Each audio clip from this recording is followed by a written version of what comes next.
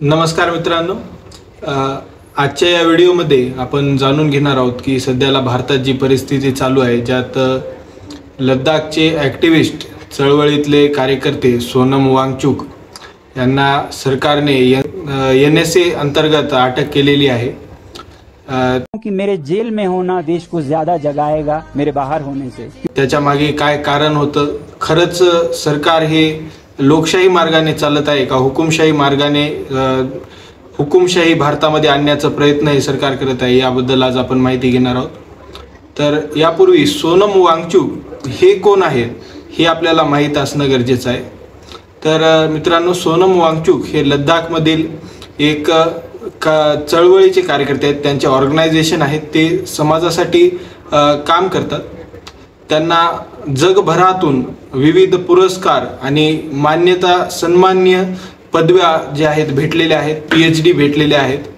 अशा व्यक्तीला, अशा अभ्यासू व्यक्तीला या सरकारनं जे आहे अटक केलेलं आहे आणि त्यामागे माझ्या मते तर काहीही कारण नाही, कारण की सोनम वांगचुक यांच्या मागण्या ज्या आहेत त्या लोकशाही मार्गाने मान्य करण्यासारख्या आहेत आणि त्या वैध मागण्या आहेत। कोणतीही मागणी अवैध नाही किंवा सरकारच्या विरोधात नाही आहे। या सरकारने त्यांना जे आहे दुसऱ्या देशाकडून प्रभावित होऊन भारताविरोधात कट करत आहेत असं म्हणून सरकारने त्यांना अटक केलेली आहे।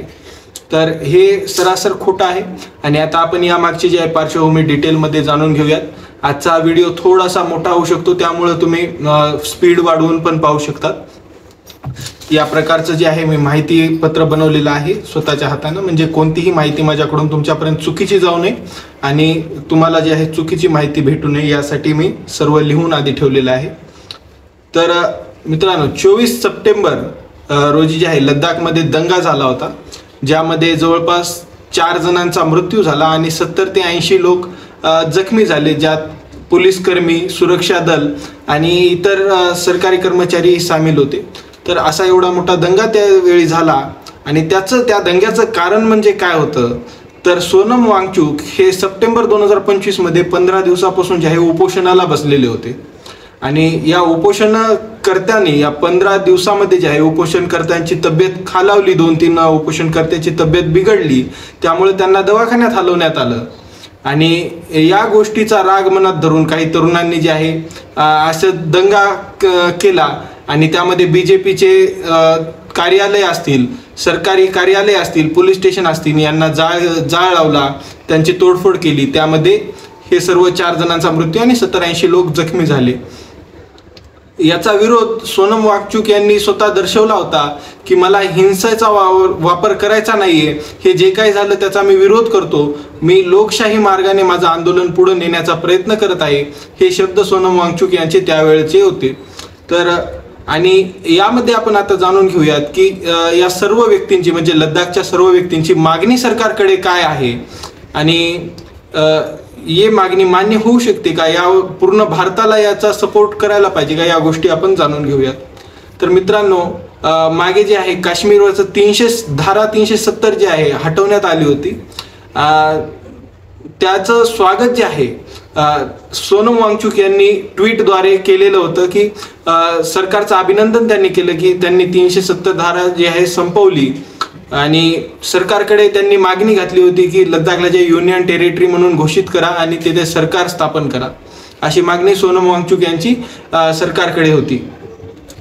पण पुढे या मागणीचं पार्श्वभूमी म्हणजे अशी, सोनम वांगचुक याचं म्हणणं होतं की जेव्हा सरकार जे आहे श्रीनगरमधून चालायचं तेव्हा जे आहेत म्हणजे लद्दाखच्या मागण्या आहेत, लद्दाखचे जे गरजा आहेत, त्याचं जे सामान यायला पाहिजे त्या सामानाकडे दुर्लक्ष होतं, ते सर्व सामान जे आहे व्हॅलीकडे जातं आणि लद्दाख जे आहे उपेक्षित राहतं। लद्दाखमध्ये रोजगार नाही, या सर्व मागण्यांमुळे सोनम वांगचुक यांनी ती मागणी केली होती की लद्दाखला सरकार स्थापन करून द्या आणि लद्दाखला जे आहे 6th शेड्यूल द्या।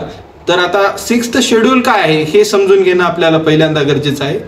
तर मित्रांनो, 6th शेड्यूल म्हणजे जे आहे एक स्पेशल स्टेटस असतं जे एखाद्या राज्याला दिलं जातं, एखाद्या जागेला दिलं जातं, ज्यामध्ये जास्त करून ट्रायबल लोक असतात, म्हणजेच आदिवासी लोक असतात आणि लद्दाख हे असं राज्य आहे म्हणता येईल जिथे 90% जास्त लोक जे आहे आदिवासी समाजाचे ट्रायबल आहेत।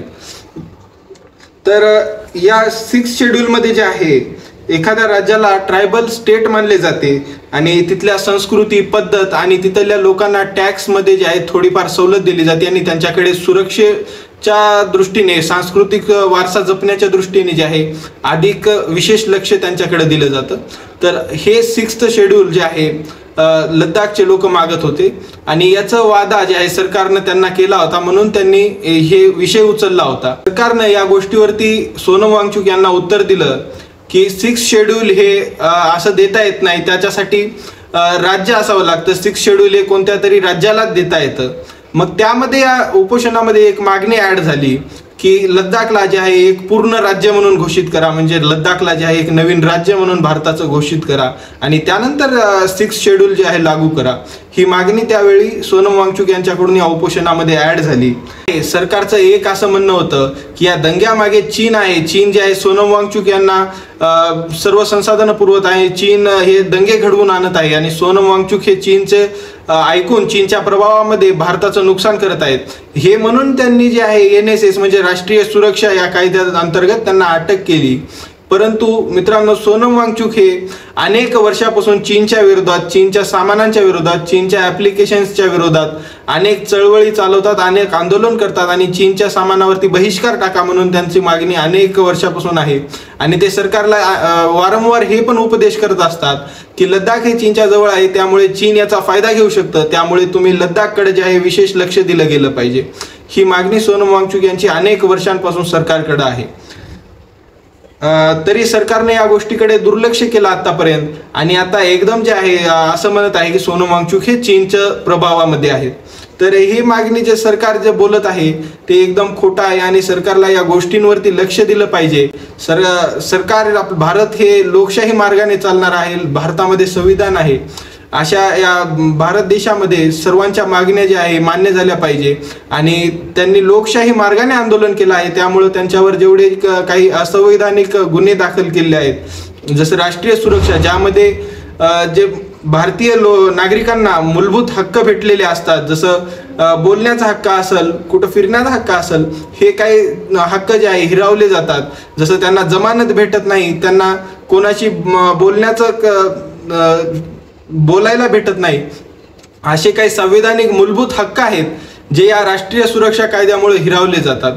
तर या गोष्टीचा सरकारने काळजी घेतली पाहिजे आणि सोनम वांगचुक सारख्या एक देशाचा विचार करणाऱ्या कार्यकर्त्याला एका चांगल्या नजरेने आणि चांगल्या पर्स्पेक्टिव्हने त्यांच्या कामाकडे बघून त्यांच्या मागणीचा विचार सरकारने केला पाहिजे. गोष्टीकडे लक्ष दिलं पाहिजे की 73व्या आणि 74व्या घटना दुरुस्तीनंतर देशामध्ये आपल्याला असं दिसून आलं की केंद्र सरकार आणि राज्य सरकार हे लोकसंख्येच्या मापानुसार जे आहे कमी पडत आहे. लोकांच्या मागण्या कमी पुरवण्यासाठी जे आहे सरकारचे प्रतिनिधी कमी पडत आहेत.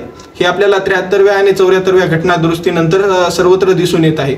आणि यामध्ये जर लद्दाखचे लोक मागणी करत असतील की त्यांना राज्य म्हणून घोषित करा, त्यांना त्यांचे आमदार खासदार द्या, कारण की जेव्हा 370 कलम संपली तेव्हा लद्दाखचं पूर्ण कारोबार जे आहे दिल्लीकडे आला. म्हणजे दिल्लीमध्येच लद्दाखच्या संबंधात जे काही निर्णय होतील ते दिल्लीमध्येच होतील. तर लद्दाखचे लोक यामध्ये काय म्हणत आहेत की दिल्ली आमच्यापासून एवढी लांब आहे, दिल्लीतल्या लोकांना आमच्या समस्या काय माहिती असतील, त्यांना याचे समस्येचं निवारण करण्याची पद्धत काय माहिती असेल, तर तुम्ही आम्हाला आमदार द्या, आम्हाला आमचा खासदार द्या, म्हणजे आम्ही त्यांच्यापर्यंत आमच्या समस्या पोहोचवू शकू, असे लद्दाखच्या लोकांचं सर्वांची मागणी आहे. आणि इथे आपण हे पण एक गोष्ट लक्षात घेऊ शकतो की सध्याच्या सरकारचं जे धोरण आहे धार्मिक लढाया करून लोकांमध्ये फूट पाडून राजकारण करायचं, ते त्यांना इथं करता येत नाहीये. कारण की लद्दाखमध्ये बौद्ध आणि मुस्लिम हे 2 धर्म मुख्यतः दिसून येतात आणि या उपोषणामध्ये जे आहे हे दोन्ही धर्म एकत्र दिसून येतात, एकता दिसून येते, त्यांच्यामध्ये कोणताही वाद होत नाही. आणि सरकार इथेच फेल होत आहे की यांना धार्मिक वाद तिथं घडून आणता येत नाही आणि राजकारण करता येत नाही.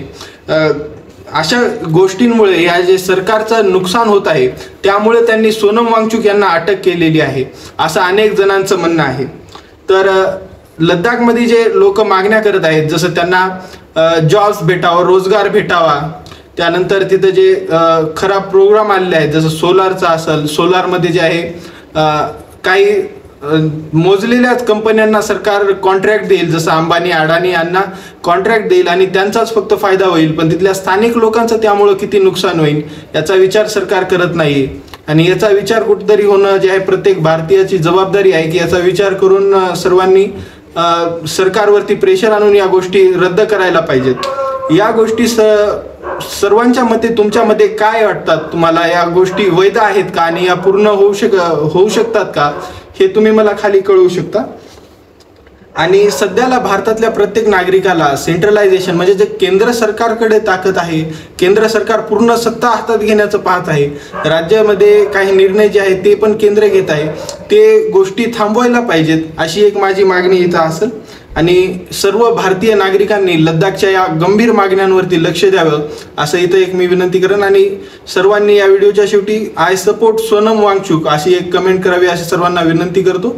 सर्वांना जय भीम, जिंदाबाद, जय शिवराय, धन्यवाद. कि मेरे जेल में होना देश को ज्यादा जगाएगा मेरे बाहर होने से, क्योंकि देश नजारा देखेगा जो आदमी देश विदेश से भारत के लिए मैग्सेसे से लेके रोलेक्स अवार्ड से लेके पीसीओ पुरस्कार लाता है, 8 तो यूनिवर्सिटीज के ऑनररी डॉक्टरेट्स लाता है, देश का नाम ऊंचा करता है, यहाँ के ज्ञान को निर्यात करता है और चीन जैसे देशों के खिलाफ बायकॉट चाइनीज प्रोडक्ट्स का मुहिम चलाता है, जो आगे ले जाके सरकार भी उसे आगे बढ़ाती है, उसी आदमी को हम आज ऐसे दोषों में जेल डाल रहे हैं. ये नजारा जब वो देखेंगे तब वो समझेंगे कि आज देश कैसे चल रहा है. तो इसलिए मैं सोचता हूँ मेरी देश सेवा की यही एक आखिरी कड़ी रह गई.